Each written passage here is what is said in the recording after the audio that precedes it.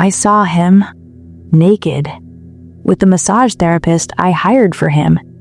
His excuse? I just needed a release. My name is Sarah. I'm 34. I used to be the person who believed everything would work out fine. I organized our lives. I made sure he was comfortable. I took care of everything. Now, I see the truth. While I was busy making his life easy, he was busy destroying the one thing I thought could never break. It started so normal.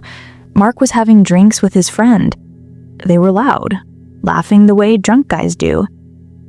I wasn't really paying attention, just another Friday night. His friend left early. I remember him saying, "You need to get Mark settled, he's too wound up." I thought he just meant the alcohol made him restless. Mark came in complaining about his back. He said he had bad knots from the gym. He thanked me for being so thoughtful about booking him a massage online. I swear, that compliment feels like a trap now. It hurts to even think about it. He kept talking about his shoulder, about these knots, the kind he usually gets fixed at the professional place.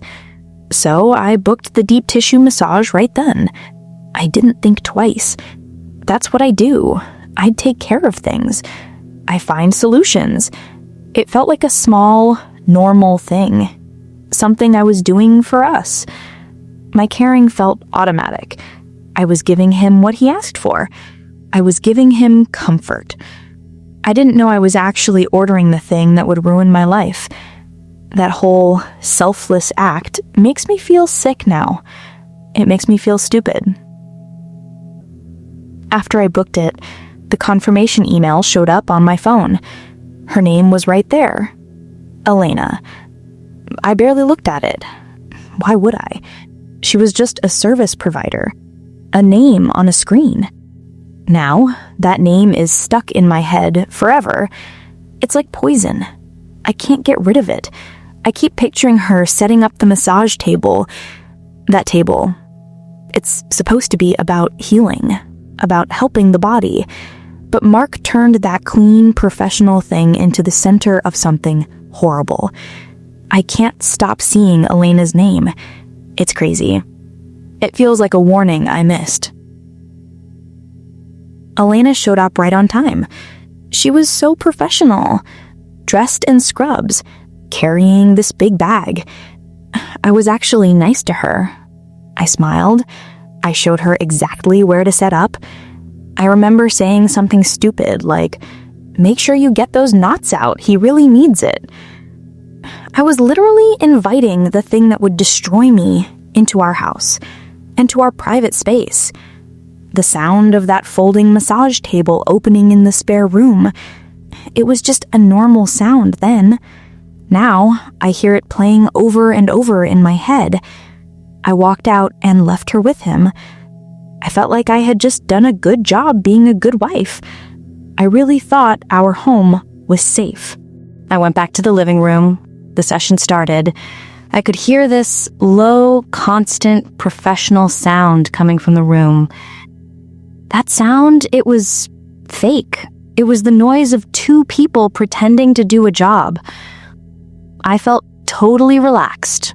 I was scrolling through my phone, enjoying the quiet. Mark was getting his knots worked out, and I was comfortable. I truly thought everything was normal.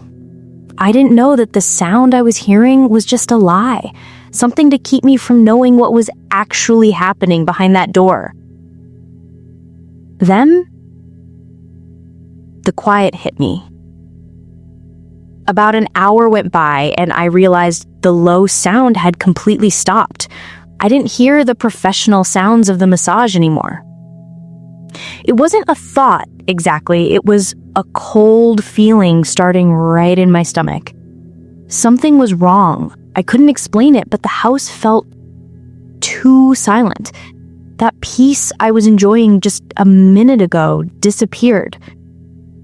Pure fear took over. It was like my gut was screaming at me.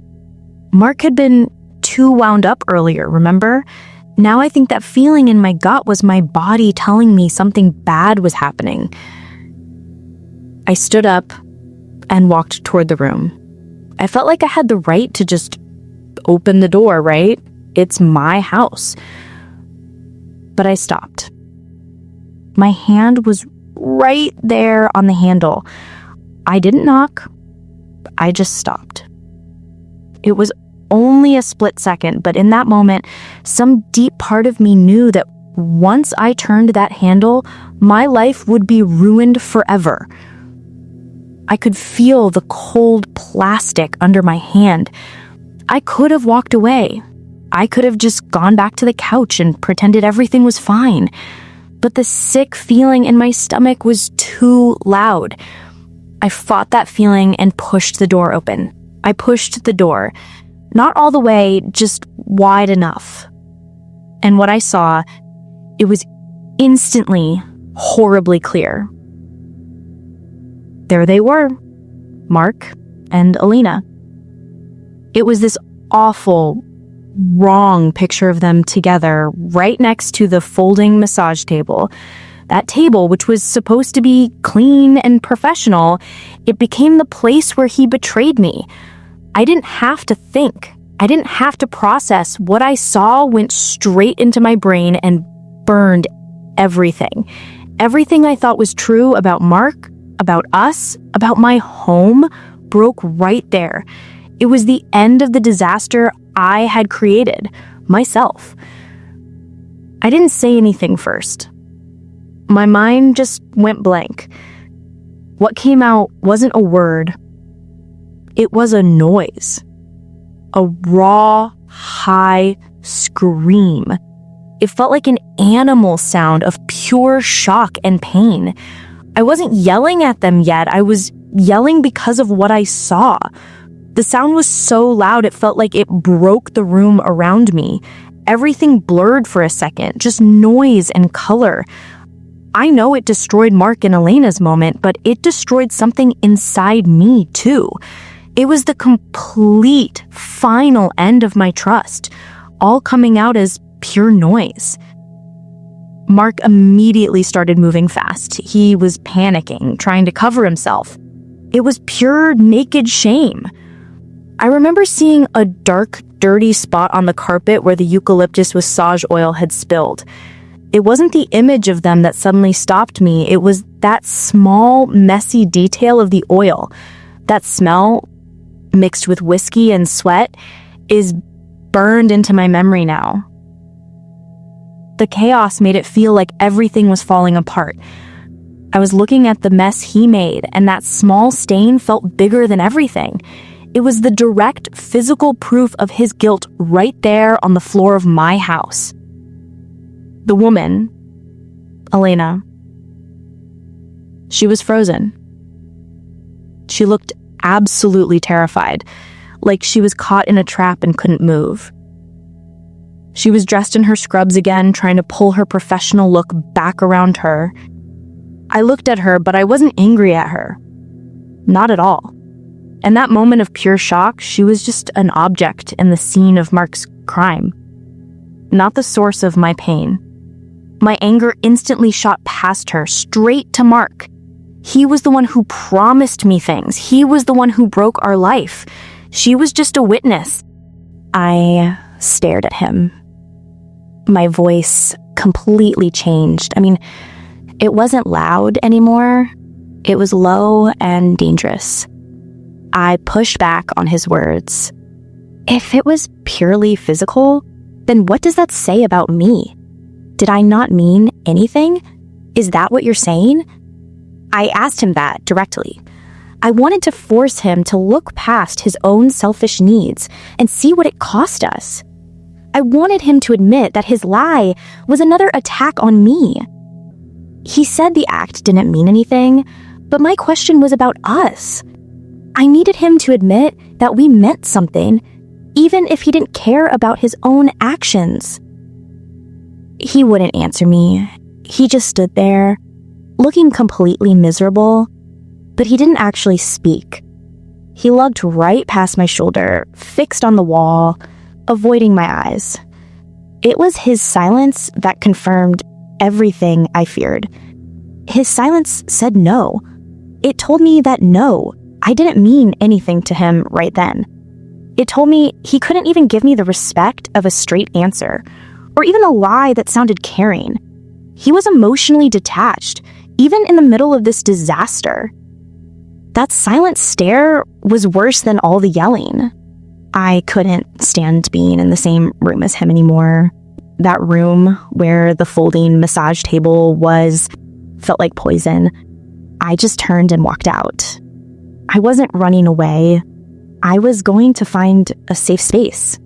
A space that hadn't been ruined by his lie. I walked quickly to the bedroom. I didn't say a word to him. The physical distance felt necessary, like starting the process of emotional separation. Leaving him standing there in his shame was the only power I felt I had left. I just needed to be away from the smell of whiskey and eucalyptus. I got to the bedroom and just slammed the door shut. I didn't mean to do it that hard, but it made this huge, final sound. It was the sound of something breaking that you can't put back together. That slam was the end of the peace we thought we shared. It was me putting a clear, decisive break between his betrayal and my life. I stood leaning on it, hearing nothing from the other side. The quiet after that noise was almost worse than the yelling. I pushed off the door and just stared at my left hand. I looked at my wedding ring. It suddenly felt heavy, like a piece of iron. It didn't feel like a symbol of love anymore. It felt like a cheap piece of a lie. I remembered all the promises we made, how this small band of metal was supposed to mean security. Now it just felt foreign on my finger. It had lost its meaning. He stripped the meaning away from everything, from my thoughtful booking, from my home, and now my ring. It made me realize the entire marriage was now in question, not just the single act. I couldn't stop it. The memory started playing in my head over and over. It was a loop of the door opening, the panicked look on Mark's face, the flash of Elena's terror. It wasn't just the picture, it was the smell, that disgusting mix of eucalyptus, whiskey, and sweat. My brain was trapped. I kept replaying the scene to try to find the moment it went wrong, or to hear the words again. I was trapped in this internal movie. The memory loop was torture. It was obsessive. It became physical, making my chest tight and my heart race again, even when nothing was happening. I knew I had to sleep. But where? I looked at the bed. Our bed. I realized I had to get into those sheets, into that space that was supposed to be the most intimate and safe place we had. The sheets looked white, but they felt instantly cold and hostile under my hand. It felt dirty now, polluted by everything that had happened in the next room. There was no safety left. The bed was just another part of the house that Mark had ruined with his betrayal. There was no comfort to be found in the most intimate space of our life. It was awful. I couldn't sleep. I felt so betrayed and confused that my brain couldn't work anymore. I needed someone else to tell me what was happening. I opened my laptop, desperate for validation. I typed the most stupid thing. Why do men cheat when they say they love you?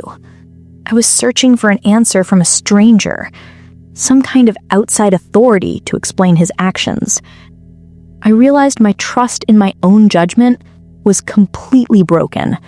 I couldn't trust my own feelings about what love was supposed to be. I was relying on the internet to define my reality. It was pathetic, but I felt so lost. I went back to the website where I booked the massage. I found the page and stared at Elena's picture. She had this professional, calm smile. In that moment, I realized she was just doing her job. and Mark had twisted the service into something disgusting. I felt this unexpected flash of empathy for her. She was just caught in his mess too. That feeling made the real anger I had for Mark even deeper. He didn't just betray me. He made this other woman part of his lie. Seeing her professional face made his private, selfish act even uglier. She was the ghost of the routine he ruined. I picked up my phone, shaking with anger. I started typing the most aggressive text I could. I listed all my demands. I typed out how much his "just a release" comment hurt. I wanted him to read every raw thought I had. But then I stopped. I reread it, and it sounded like I was begging. I realized anger was too easy, too soon. I deleted the entire message. I needed clarity before I gave him any more of my emotional energy. I couldn't afford to be just emotional right now. I needed to be smart. This was a fight for my own survival. Morning finally came. I hadn't slept at all. The light was hitting the window, and I felt this cold realization settling in my chest. The act itself, the cheating, was devastating. But it wasn't the worst part. The absolute worst part was him saying he just needed a release, and that it was purely physical. That cold attempt to dismiss my pain and make his actions smaller was the true horror. It changed my feeling from pure shock to this deep, cold disappointment. I wasn't just angry anymore. I was facing a complete lack of respect. I realized I was married to a man who didn't care about the consequences of his own selfishness. I finally left the bedroom. Mark was sitting on the couch. He looked absolutely miserable. He was waiting for me, waiting for the shouting or the crying. But I didn't give him either. I walked right past him. I didn't say anything. I didn't even look his way. It wasn't about fear.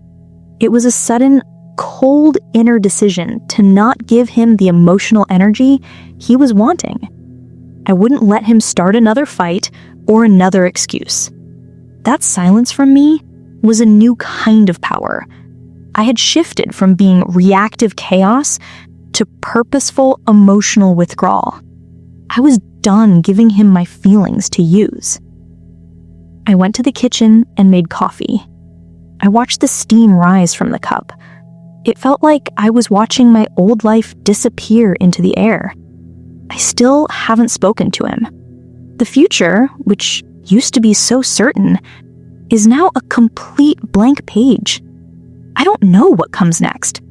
But standing there, making coffee just for me, I had this terrifying and freeing realization. I am completely independent of his needs and his excuses. His pathetic excuse for a release doesn't matter anymore. I'm starting over right now. Even if I have no idea what that looks like, I'm free, and it feels like falling.